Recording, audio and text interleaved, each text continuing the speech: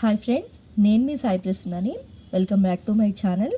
ఈరోజు మన ఛానల్లో ఈ 2024 సంవత్సరం గురు పూర్ణిమ ఎప్పుడు వచ్చింది, అసలు గురు పూర్ణిమ అంటే ఏంటి, గురు పూర్ణిమ పూజా విధానం, అలాగే గురు పూర్ణిమ యొక్క ప్రాముఖ్యత, అసలు గురు పూర్ణిమ అనే పేరు ఎందుకు వచ్చింది, అలాగే ఆ రోజు చేయవలసిన దానాలు ఏంటి మనం అన్న విషయం గురించి తెలుసుకుందామండి.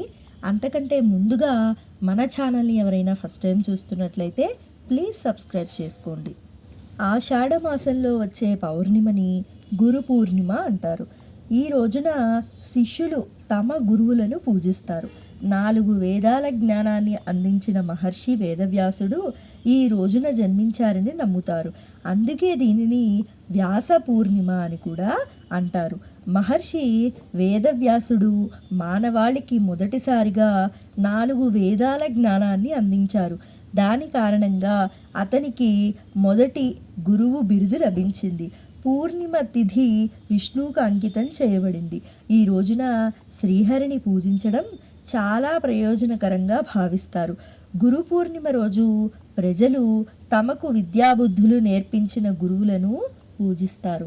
అసలు మనకి 2024 సంవత్సరం గురు పూర్ణిమ ఎప్పుడు వచ్చిందో తెలుసుకుందాము. మనకి గురు పూర్ణిమ 2024 సంవత్సరం జూలై 20వ తారీఖు సాయంత్రం 5:59 ప్రారంభమయ్యి జూలై 21 సాయంత్రం 3:46 ముగుస్తుంది. అటువంటి పరిస్థితుల్లో ఆషాఢ పూర్ణిమ లేదా గురు పూర్ణిమ ఆదివారం జూలై 21 నాడు ఉదయ తిథిలో జరుపుకుంటారు. అసలు ఈ గురు పూర్ణిమ రోజు మనం చేయవలసిన దానాలేంటో తెలుసుకుందాము. గురు పూర్ణిమ నాడు కొన్ని దానాలు చేయడం మంచిదని నమ్ముతారు. శనగపప్పు, పసుపు, మిఠాయిలు, పసుపు రంగు వస్త్రాలు దానం చేస్తారు. అలాగే నుదిటి మీద కుంకుమ తిలకం ధరించి భగవద్గీత పఠనం చేయాలి. లక్ష్మీనారాయణ ఆలయంలో కొబ్బరికాయను సమర్పించడం కూడా మంచి ఫలితాలను ఇస్తాయి. గురు పూర్ణిమ ప్రాముఖ్యత. భారతీయ నాగరికతలో గురువుకు ప్రత్యేక స్థానం ఉంది. గురువు వ్యక్తికి సరైన మార్గాన్ని చూపుతాడు. ఒక వ్యక్తి జీవితం ఎదుగుదలలో తల్లిదండ్రుల తర్వాత అంతటి గొప్ప స్థానం గురువుకు ఉంటుంది. గురువు అనుగ్రహం వల్ల జీవితంలో విజయం సాధిస్తారని చెప్తారు.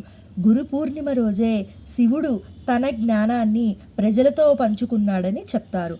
బౌద్ధ మతంలో బుద్ధుడు కూడా ఇదే రోజున తన అనుచరులకు మొదటి ఉపన్యాసం ఇచ్చారని చెప్తారు.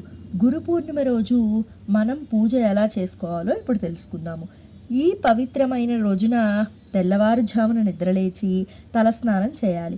పవిత్ర పౌర్ణమి రోజున శ్రీ మహావిష్ణువుని ఆరాధించడం ప్రత్యేక ప్రాముఖ్యతను కలిగి ఉంటుంది.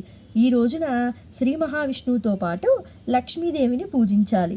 విష్ణువుకు ఆహారం సమర్పించి గురు పూర్ణిమ రోజున మహర్షి వేదవ్యాసుని ఆరాధించడం కూడా విశేష ఫలితాలను ఇస్తాయి. ఈ రోజున గురువులను ధ్యానించడం, పౌర్ణమి రోజున చంద్రుని ఆరాధన కూడా ప్రత్యేక ప్రాముఖ్యత ఉంది. ఈ రోజున చంద్రుడికి అర్ఘ్యం సమర్పించడం వల్ల దోషాల నుండి విముక్తి లభిస్తుందని నమ్ముతారు.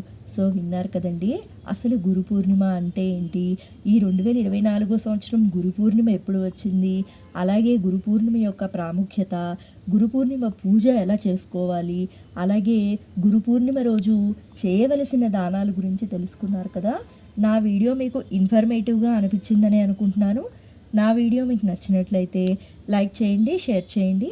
కొత్త వాళ్ళు మన ఛానల్ చూస్తున్నట్లయితే సబ్స్క్రైబ్ చేసుకోండి.